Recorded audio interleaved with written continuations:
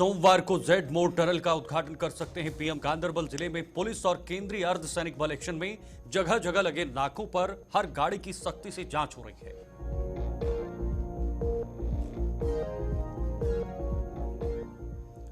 Police ने PDP नेता तालिब हुसैन को किया गिरफ्तार। 2018 के गंभीर मामले का आरोपी है तालिब हुसैन। कोर्ट के गैर जमानती वारंट के बाद किया गया गिरफ्तार। सांबा पुलिस पूछताछ के बाद मामले का खुलासा करेगी।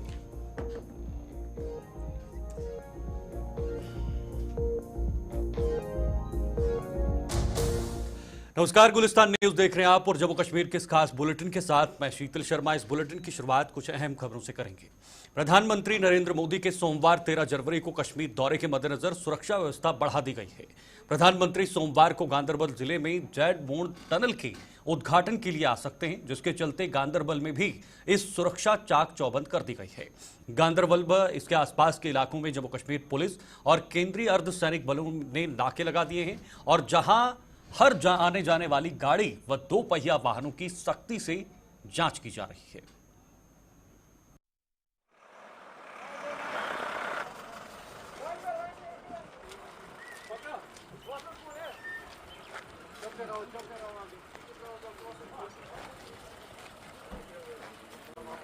चलो ना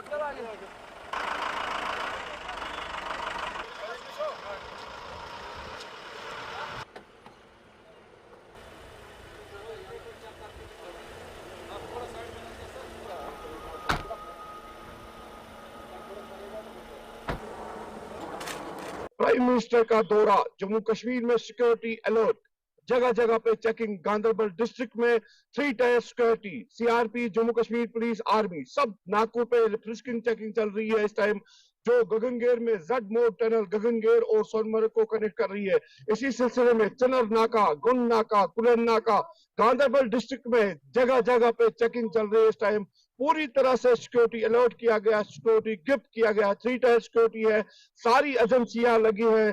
प्राइम मिनिस्टर दौरे के सबब जो 13 जनवरी को जो जेड मोड़ टनल का बाज़ाब्ता तौर पर इनाग्रेशन होगी, जिसमें एलजी मनोज सिन्हा, उमर अब्दुल्ला और नितिन गडकरी जो रोड मंत्री है वो शिरकत करेंगे। और इसी के सिलसिले में पूरी तरह से गांधरबल डिस्ट्रिक्ट में सिक्योरिटी की जगह जगह पे फ्रिस्किंग चेकिंग हो रही है और बाज़ाब्ता तौर पर जो टूरिस्ट है, सयाह है, जिनको सोनमर्ग भी जाना उनको वापस किया जाता है। और यहाँ पे ऑलरेडी जो एडवाइजरी भी आई है कि कोई भी सयाह सोनमर्ग नहीं जा सकता है 11 जनवरी से लेकर 13 जनवरी शाम तक। इसी सिलसिले में यहाँ पे हम दिखा रहे हैं आपको कि किस तरह यहाँ पे गांधरबल डिस्ट्रिक्ट में इस टाइम फ्रिस्किंग चेकिंग चल रही है। जगह जगह पे नाके लगा रहे हैं, गाड़ियों को पूछताछ किया जा रहा है, गाड़ियों में जो पैसेंजर्स है उनको आइडेंटिफाई किया जा रहा है। बाज़ाब्ता तौर पर किसी भी गाड़ी को ऐसे अलाउ नहीं किया जाता है। ये गांधरबल डिस्ट्रिक्ट का हाल है और सोनमर्ग तक तकरीबन अभी 60-70 किलोमीटर है। बाज़ाब्ता तौर पर बहुत सारे नाके ऐसे लगाए हैं जहां पे ऐसी जगहों पे आपको ये चीजें दिखने को मिलती है। कैमरामैन बासित के साथ सलीम वानी, गुलिस्तान न्यूज कश्मीर। इधर सांबा कोर्ट द्वारा गैर जमानती वारंट जारी किए जाने पर पीडीपी नेता तालिब हुसैन को पुलिस ने गिरफ्तार कर लिया है।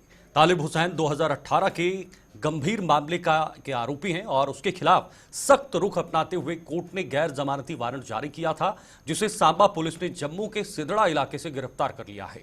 पुलिस ने उसे हिरासत में लेकर आगे की कानूनी प्रक्रिया शुरू कर दी है और जल्द ही इस मामले में और अधिक खुलासा किया जाएगा। तो बड़ा मामला इस वक्त सांबा पुलिस ने किया है। इसमें तालिब हुसैन जो पीडीपी का नेता है उसे पुलिस ने गिरफ्तार किया है। तालिब हुसैन 2018 के गंभीर मामले का आरोप है, उस पर आरोप है और उसी के खिलाफ यह सख्त कार्रवाई पुलिस द्वारा की गई है। ऋषि खजूरिया संवाददाता हमारे साथ सांबा से जुड़े हुए हैं। ऋषि, जरा समझाइएगा पूरा मामला, क्या ये पूरा मामला है और कैसे ये गिरफ्तारी हुई है? और 2018 का आरोपी बताया जा रहा है और अब कहीं ना कहीं कोर्ट ने गैर जमानती वारंट भी जारी किया है। पूरी क्या प्रक्रिया हुई है अभी तक, वो जरा समझाइएगा।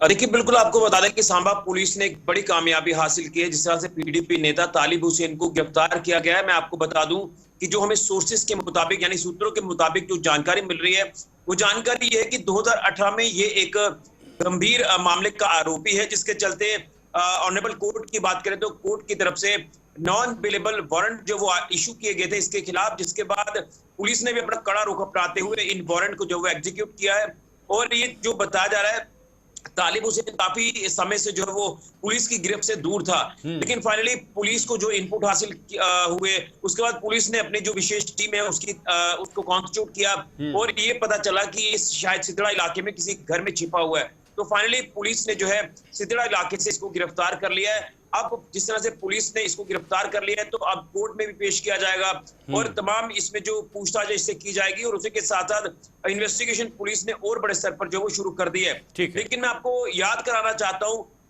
इससे पहले तालिब हुसैन जो वो कई अक्सर विवादित बयान जो वो देता आता है, कई बार ये चर्चाओं में ये शख्स जब वो हमें देखने को मिलता है। और उसी के साथ साथ आपको बता दें कि कुछ दिन पहले जो कठुआ एडमिनिस्ट्रेशन ने एक बड़ी कार्रवाई की है, यहाँ पर इलीगल तरीके से जो सरकारी जमीनों पर ढांचे बनाने वाले कुछ ऐसे शरारती तत्व है, जिसमें एक शख्स के ऊपर PSA भी लगा हुआ है। तो इनकी ये सपोर्ट में जो है ये शख्स उतरा। यानी मैंने जैसे कहा कि ये कई बार विवादित बयान जो वो देता है, कई अलग अलग कम्युनिटीज को लेकर बात करें तो उनको ठेस पहुंचाने की कोशिश भी करता है। मैं इतना डीप नहीं जाऊंगा, लेकिन अभी ये पुलिस जिस तरह से कार्रवाई इस पूरे केस में कर रही है तो इसमें क्या कुछ चीजें सामने आती है ये भी देखना होगा। लेकिन बहरहाल सूत्रों के मुताबिक मैं जानकारी दे रहा हूँ कि 2018 में एक ये गंभीर मामले का आरोपी है, जिसके चलते जो arrest warrant, non bailable arrest warrant जारी किया, उसे एग्जीक्यूट किया पुलिस ने। अब पुलिस ने इसको अपनी कस्टडी में लेकर इन्वेस्टिगेशन शुरू कर दी है। क्या आने वाले समय में उनके लिए और भी दिक्कतें खड़ी हो सकती हैं, राजनीतिक करियर में दिक्कतें आ सकती हैं? और दूसरा सवाल कि अभी तक PDP का क्या स्टैंड है इस पूरे मामले को लेकर? देखिए, जिस तरह से अगर आप इस व्यक्ति की प्रोफाइल देखते हैं, सोशल मीडिया प्रोफाइल अगर आप देखते हैं तो वहां पर ये साफ अक्षरों में लिखा हुआ है कि ये PDP यूथ लीडर है। अब पार्टी इसमें अपना जो लाइजनिंग है वो किस तरह से शो करती है ये तो पार्टी हाईकमान ही बता सकता है, लेकिन कहीं ना कहीं अपने आप को ये PDP नेता कहते हैं। और उसके बाद जब इनकी प्रोफाइल आप चेक करेंगे तो उसमें तमाम डिटेल जो वो आ जाती है, लेकिन अभी तक PDP का कोई भी इसमें स्टेटमेंट जो वो सामने नहीं आया है। हालांकि शुरुआती दौर है इन्वेस्टिगेशन का, पुलिस ने इन्वेस्टिगेशन जो वो शुरू कर दी है और इन्वेस्टिगेशन में हमने देखा है कि क्या कुछ चीजें सामने आती है और ये कई मामलों में वंचित भी है, जो मैं आपको बता रहा हूँ। इसमें जो हमें पूरी जानकारी मिल रही है तो मुझे लग रहा है कि बहुत बड़ी कामयाबी है जो ये गिरफ्त से लगातार दूर था, फाइनली पुलिस की गिरफ्त में अभी आ चुका है। तो इसके ऊपर कुछ ऐसे मामलों में ये जो विवादास्पद बयान देता है उसमें भी हो सकता है कि कोई इसमें कार्रवाई जो वो देखने को मिले, लेकिन अक्सर हमने देखा कि ट्राइबल सेल में उन्हें पोस्ट भी है, उनकी पोस्ट भी है, युवा प्रधान के वो उस पद पर तैनात है ट्राइबल सेल में। तो जाहिर सी बात है उनके पास एक आधिकारिक पोस्ट है पार्टी की तरफ से। तो क्या पार्टी की तरफ से उन्हें इस पोस्ट से हटा दिया जा सकता है? क्या पार्टी की तरफ से भी कोई कार्रवाई हो सकती है उन पर इस मामले के बाद? देखिए, अगर कोई गैर जिम्मेदाराना काम कोई करेगा, कोई स्टेटमेंट इस तरह से विवादित बयान देता है या जिस केस में ये शामिल है, मैं वो सेक्शंस आपके सामने अभी डिस्क्लोज नहीं करूंगा। बिल्कुल। अगर उस सेक्शन में ये पूरी तरह से दोषी पाया जाता है व्यक्ति, तो ऑब्वियस सी बात है कि पार्टी इससे किनारा करेगी। पार्टी जो वो एक आप ये कह सकते हैं कि कड़ा रुख अपना सकती है इसके खिलाफ। लेकिन मैं आपको बता दूं कि हमने अक्सर देखा है कि जो गौ तस्करी के मामले सामने आते हैं, तो गौ तस्करी के मामले जब भी सामने आए हैं तो इस व्यक्ति ने ऊपर कहीं ना कहीं जो तस्करों के ऊपर कार्रवाई की जाती है, उस कार्रवाई के ऊपर कई बार ये व्यक्ति सवाल उठाता है। तो आप अंदाजा लगाएं कि गौ तस्करी में हमने अक्सर देखा है कि जो एक विशेष सेंटिमेंट्स है कम्युनिटी के, वो हर्ट होते हैं और बेजुबानों की जिंदगी दांव पर लगाई जाती है। लेकिन जब ऐसे मामले सामने आते हैं और उसमें ये शख्स जो है वो उन लोगों को सपोर्ट करता है जो तस्करी करते हैं, तो ये बड़ा दुर्भाग्य है। लेकिन अब देखना ये कि पुलिस इसमें किस तरह से कार्रवाई करती है। हम ज्यादा इसमें डीप में नहीं जाएंगे, लेकिन तमाम चीजें इन्वेस्टिगेशन का पार्ट है। पुलिस को अपनी इन्वेस्टिगेशन करनी चाहिए, उसमें कुछ और तथ्य, कुछ और आधार जो वो सामने आएंगे और उसके बाद इसको लेकर कोई कार्रवाई कोर्ट की तरफ से जो वो दिशा निर्देश जब जारी किए जाएंगे तो वो उस तरह की कार्रवाई जो है वो इस शख्स के ऊपर जरूर होगी। बिल्कुल। लेकिन ऋषि, बड़ी बात यह है कि जिस समाज को इन राजनीतिक प्रतिनिधियों के कंधे पर चलाया जाता है या उनकी गाड़ी, उनके उस गाड़ी के ड्राइवर वही होते हैं, वही अगर इस तरह की चीजें या इस तरह की प्रक्रियाएं करेंगे हमारे समाज के अंदर, तो ये कितना घातक हो सकता है या कितना होता है एक रिप्रेजेंटेटिव? देखिए, अक्सर हम देखते हैं कि जो राजनेता होते हैं वो कई अलग अलग तरह के भाषण देते हैं, समाज में अपना एक नाम बनाने की कोशिश करते हैं। समाज कई बार उन राजनेताओं के कहे शब्दों के ऊपर फॉलो भी करता है, आगे बढ़ता है। अगर पार्टी पॉलिटिकल लाइन को लेकर अगर बात करें, लेकिन ठीक है। जब इस तरह से गैर जिम्मेदाराना बातें करना या इस तरह के जो गंभीर मामलों में शामिल होना, तो ऑब्वियस सी बात है कि जो भरोसा है वो पब्लिक का जरूर टूटता है इस तरह के राजनेताओं के ऊपर से, और पब्लिक इस तरह के राजनेताओं से किनारा भी जरूर करती है। ठीक है। मुझे लग रहा है कि अगर ये तमाम चीजें सामने आती है तो ऑब्वियस सी बात है कि पब्लिक तो किनारा करेगी, लेकिन पार्टी भी किनारा कर सकती है। ठीक ये है। मैं आपको अपडेट करना चाहता था इस पूरे मामले को लेकर। ठीक है, ठीक है। बहुत बहुत शुक्रिया ऋषि हमारे साथ जुड़ने के लिए और ये बड़ी खबर हमारे दर्शकों तक पहुंचाने के लिए। तो फिलहाल उन्हें गिरफ्तार किया है, आगे की प्रक्रिया शुरू हो चुकी है और इस प्रक्रिया के तहत उनका जो दशा है वो किस तरफ जाएगी ये देखना होगा। इधर अनुच्छेद 370 के खिलाफ आंदोलन चलाने वाले वीर भले ही आज इस दुनिया में नहीं है, लेकिन उनकी याद में उनके शहादत स्थल पर हर वर्ष 11 जनवरी को हीरानगर कस्बे में लगने वाला मेला किसी बड़े सम्मान से कम नहीं है। उस आंदोलन में शहादत देने वाले बिहारी लाल और भीखम सिंह का आज हीरानगर में शहीदी दिवस मनाया जा रहा है। साल 1953 में जम्मू कश्मीर के तब के प्रधानमंत्री बख्शी गुलाम मोहम्मद के आदेश पर पुलिस द्वारा की गई गोलीबारी में इन दोनों ने शहादत पाई थी। हीरानगर में आज एक भव्य कार्यक्रम का आयोजन किया जा रहा है, जिसमें बीजेपी के राष्ट्रीय नेतृत्व के नेता और पार्टी की जम्मू कश्मीर इकाई के नेता भी वहां पहुंच रहे हैं। तो धारा 370 जो 2019 में हटाया गया था, लेकिन इससे पहले भी धारा 370 को हटाने के लिए जम्मू कश्मीर के कई लोगों ने, खास विशेषकर जम्मू के लोगों ने संघर्ष किया है और उस संघर्ष में अपनी जानें भी गंवाई हैं। उसी की याद में आज ये सम्मान कार्यक्रम किया जा रहा है।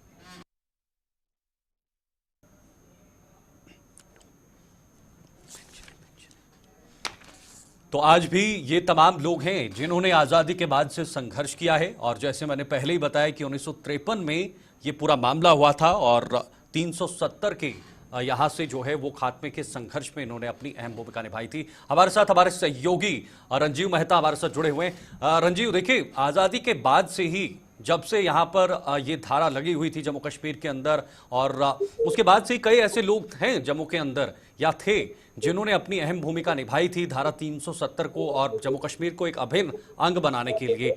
इस बीच हीरानगर में आज कार्यक्रम है, जरा बताइएगा पूरा विस्तार से। देखिए शीतल, मैं बताऊं कि सन 1953 में जब दो विधान दो निशान के जो जम्मू कश्मीर में थे उसको लेकर जब उस समय की जो प्रजा परिषद थी जो आज भाजपा का रूप ले चुकी है, उसने एक आंदोलन किया और डॉक्टर श्यामा प्रसाद मुखर्जी जो उस समय जम्मू कश्मीर में परमिट सिस्टम था उसको तोड़ने के लिए आए। तो उस दौरान जो आंदोलन हुआ उसमें जम्मू के विभिन्न विभिन्न इलाकों में, जम्मू संभाग की बात करूँ, विभिन्न इलाकों में आंदोलन हुआ, संघर्ष हुआ, पुलिस की तरफ से लाठियां चलाई गई क्योंकि उस समय की जो जम्मू कश्मीर की तत्कालीन सरकार थी, गुलाम मोहम्मद बख्शी जो प्रधानमंत्री थे उस समय के जो हीरानगर में भी आंदोलन हुआ, सुंदरबनी में हुआ, जम्मू में हुआ, अखनूर में हुआ, शाम जोड़िया में हुआ। जोड़िया और हीरानगर में जो शहीद हुए, वहां पे गोलीबारी हुई, गोलीबारी की घटना में शहीद हुए। जो हीरानगर में शहीद हुए भीखम सिंह और जो हीरानगर कस्बे के निवासी और बिहारी लाल जो हीरानगर से सटे हुए गाँव के निवासी थे, ये दो लोग युवा उस आंदोलन में शामिल थे। तो पुलिस द्वारा जो गोलीबारी की गई उस संघर्ष में तो इन्होंने शहादत पाई। उनके शहादत की जगह पर समाधि स्थल बना हुआ है, वहां पर एक बकायदा स्मारक बना हुआ है। यहाँ पर हर साल 11 जनवरी के दिन एक शहीदी मेले के रूप में मनाया जाता है। भाजपा की तरफ से ये तब से लेकर आज तक ये लगातार चलता आ रहा है। और यहाँ पर सबसे बड़ी बात है कि जम्मू कश्मीर में भाजपा की जड़ें यहाँ से ही शुरू हुई हैं मानो, क्योंकि सब नेता जो है, ठाकुर बलदेव सिंह थे जो सबसे दिग्गज नेता थे उस समय के, जो हीरानगर से ताल्लुक रखते थे, हीरानगर से विधायक भी बने, फिर मेंबर पार्लियामेंट भी बने।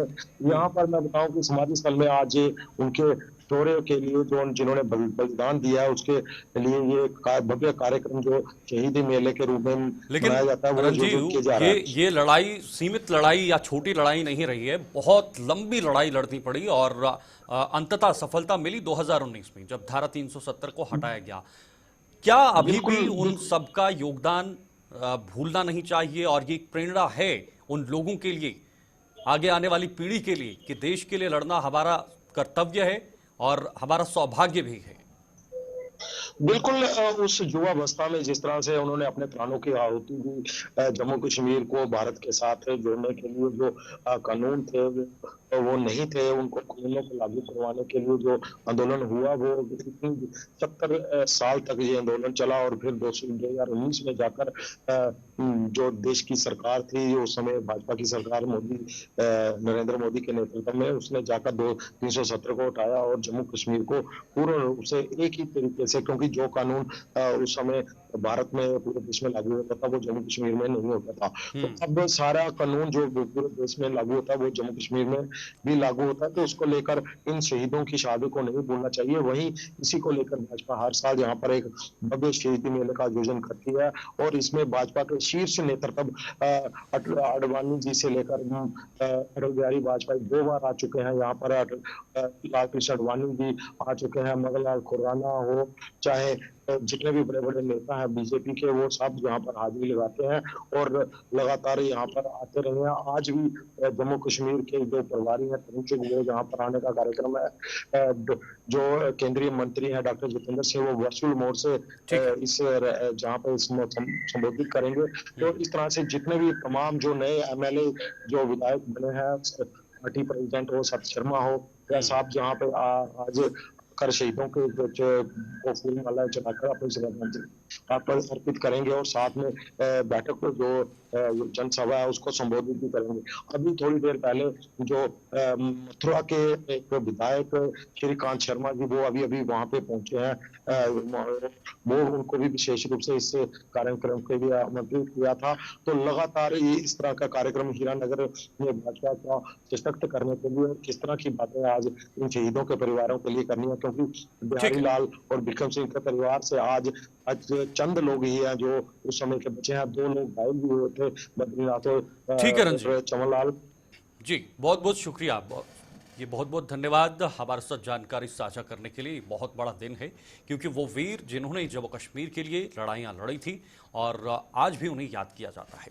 इधर मौसम के मिजाज एक बार फिर बिगड़ने के मद्देनजर डोडा जिला प्रशासन अलर्ट हो गया है। जम्मू कश्मीर में आज और कल यानी रविवार को बिगड़ने का अनुमान है, जिसके चलते डोडा में लोगों की सुविधा के लिए 11 कंट्रोल रूम स्थापित किए गए हैं।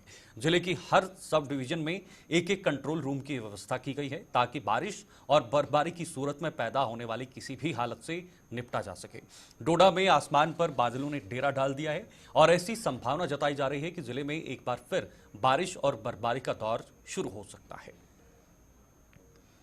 तो यानी डोडा में मौसम बदलने के पूरे अनुमान है। जो जिस तरह की तस्वीरें निकल कर आ रही हैं उससे तो यही लग रहा है कि बहुत जल्द यहां पर फिर से बारिश या बर्फबारी हो सकती है। हालांकि पीछे एक बार बर्फबारी हो चुकी है और फिर से ये संभावनाएं हैं मौसम विभाग के मुताबिक। इसको लेकर फिलहाल डोडा प्रशासन अलर्ट मोड पर नजर आ रही है और अलग अलग सब डिवीजन में कंट्रोल रूम भी बनाए गए हैं। विकास मनहास हमारे सहयोगी इस पर जानकारी दे रहे हैं। विकास, जो तस्वीरें दिख रही हैं, जो गुबार वहां पर दिख रहा है, उससे ऐसे लग रहा है कि बहुत जल्द यहाँ पर बारिश या बर्फबारी हो सकती है। जरा ये बताइएगा कि किस तरह से प्रशासन ने वहां पर अलर्ट मोड पर रखा गया है और क्या क्या अभी गाइडलाइंस हैं वहां के लोगों के लिए आने वाले समय के लिए।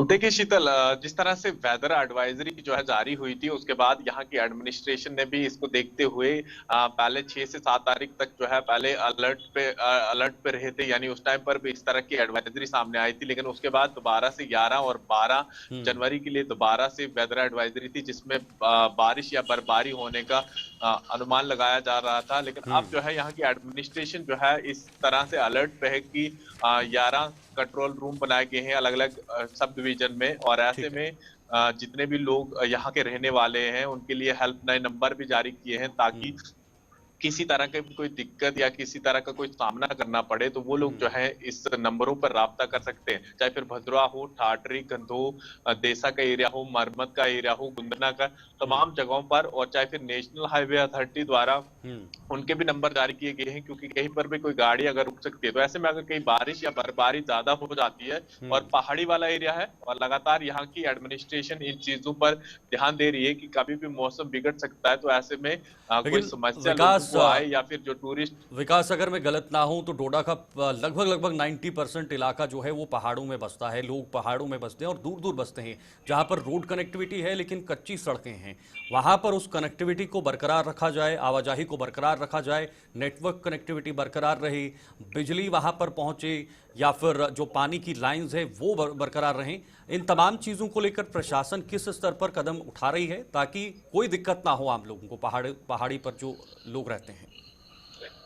देखिए, यहाँ की एडमिनिस्ट्रेशन लगातार अपने दूर दराज जो गांव है वहाँ के लोगों के साथ कनेक्ट तो है, साथ में चाहे फिर हेल्थ से रिलेटेड कोई समस्या हो, इमरजेंसी जो हेल्पलाइन नंबर बिल्कुल हॉस्पिटल से भी जारी किया गया है कि किसी तरह के कोई बीमार हो जाता है या इस तरह से किसी को एम्बुलेंस की सुविधा चाहिए होगी, तो चाहे फिर जो इतने नंबरदार या चौकीदार हैं गाँव के दूर दराज, उनके साथ बिल्कुल राब्ते में है। तो ऐसे में कभी भी कोई दिक्कत का सामना होगा या कभी भी मौसम बदलेगा, यानी इस तरह से बारिश या बर्फबारी होने स्टार्ट। ठीक है, बहुत बहुत शुक्रिया विकास, जानकारी हमारे दर्शकों तक पहुंचाने के लिए। विकास हमारे साथ बने हुए थे। अब आपको सीधे लिए चलते हैं राजधानी दिल्ली, जहां पर गृह मंत्री अमित शाह इस वक्त लाइव हैं। मादक पदार्थों की तस्करी और राष्ट्रीय सुरक्षा, ये विषय पर स्थिति का जायजा लेने के लिए कॉन्फ्रेंस बुलाई है। 2 साल से ये हमारा नित्यक्रम है कि क्षेत्रीय कॉन्फ्रेंस में ड्रग के खिलाफ हमारी लड़ाई का हम रिव्यू भी करते हैं, चर्चाएं भी होती है और बाद में भारत सरकार का गृह मंत्रालय इसके आधार पर नई रणनीति बनाकर राज्यों के साथ साझा करते हैं, जिसमें राज्य के अनुभवों का भी निचोड़ होता है। और इस कॉन्फ्रेंसों ने ड्रग के खिलाफ हमारी लड़ाई को एक मजबूत आधार दिया है, इसमें कोई दो राय नहीं है। और इसी का नतीजा है कि हमारा ड्रग के खिलाफ जो अभियान है वो बहुत पुख्ता हुआ है। मुझे आप सभी को बताते हुए आनंद है कि वर्ष 2024 में जब जब्त ड्रग की मूल्यों का जो रिकॉर्ड है वो सभी रिकॉर्ड तोड़कर हम 16,914 करोड़ के ड्रग को जब्त करने में देश भर की पुलिस और एनसीबी को सफलता हासिल हुई।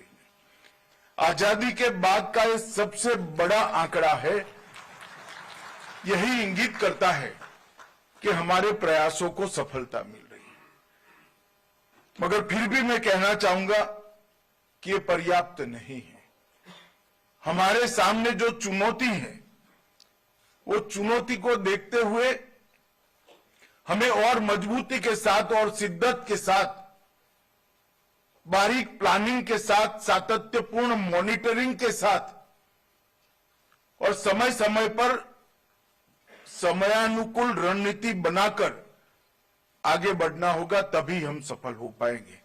और इसीलिए आज इस कॉन्फ्रेंस का आयोजन किया है।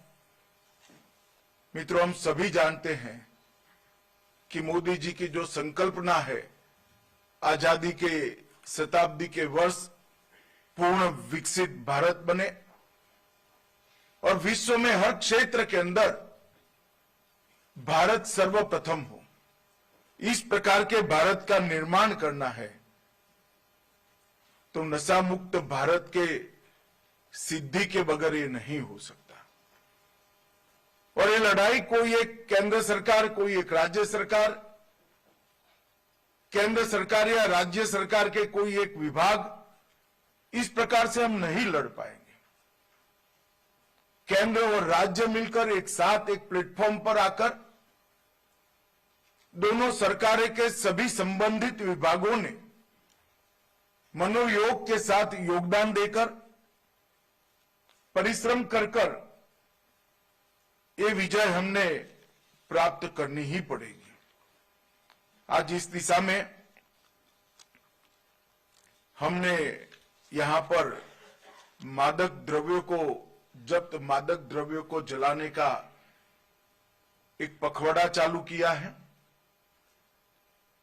लगभग 1 लाख किलोग्राम मादक द्रव्य पदार्थ जिसका मूल्य 8600 करोड़ रुपया है, उसको अगले सप्ताह 10 दिन के अंदर जलाया जाएगा। और मैं मानता हूं कि इससे, ये विनिष्टीकरण से एक मजबूत संदेश जनता के बीच में जाने वाला है और एक 360 डिग्री अप्रोच के साथ संपूर्ण विजय की रणनीति के साथ, होल ऑफ गवर्नमेंट अप्रोच के साथ इसमें हमें आगे बढ़ना है। इसकी और संकल्पवान प्रयास वर्ष 2025 में हमारे होंगे, इसका मुझे विश्वास है। आज भोपाल की आंचलिक इकाई का भी उद्घाटन हुआ है और सबसे महत्वपूर्ण काम मानस 2 का 36 राज्य और केंद्र शासित प्रदेश के ANTF तक विस्तारीकरण का काम भी आज समाप्त हो गया है। सभी राज्यों की यह जिम्मेदारी है कि मानस ऐप और हमारे टोल फ्री नंबर को हम लोकप्रिय बनाएं और टोल फ्री नंबर पर जो फोन आते हैं उस पर त्वरित और परिणाम लक्षी कार्यवाही कर टोल फ्री नंबर की विश्वसनीयता बढ़ाने की भी हम सबकी साझा जिम्मेदारी है। बहुत अच्छे परिणाम मिल रहे हैं। 25,000 से ज्यादा लोगों ने इस पर रिस्पॉन्ड किया है, मगर हमें यह सुनिश्चित करना पड़ेगा कि अहर्निश 24 घंटे कोई भी फोन आए तो इसको रिस्पॉन्ड कर परिणाम दिखे, तभी जाकर ये परिणाम लक्षी बन पाएगा और नशा मुक्त भारत का एक महत्वपूर्ण उपक्रम बन जाएगा। मित्रों, आज मैं यहां आया हूं तब एक बात जरूर कहना चाहता हूं। विगत 10 साल के अंदर मोदी जी के नेतृत्व में ड्रग के खिलाफ लड़ाई बहुत मजबूत हुई है। इसके आंकड़ों को अगर देखते हैं तो हमें मालूम पड़ता है कि हम लड़ाई में सफलता के बहुत नजदीक है, सही दिशा में जा रहे हैं। 2004 से 14 तक लगभग 3,63,000 किलो मादक द्रव्यों की जब्ती की गई। टैबलेट्स के नंबर की तो कोई गिनती ही नहीं है, इतना इंक्रीज हुआ है। मगर इन केजी 3,63,000 बनाम हमने 24 लाख किलो की जब्ती 10 साल के अंदर की है। ये 7 गुना बढ़ोतरी दर्ज है। ये बहुत बड़ी उपलब्धि है और हमारे प्रयासों को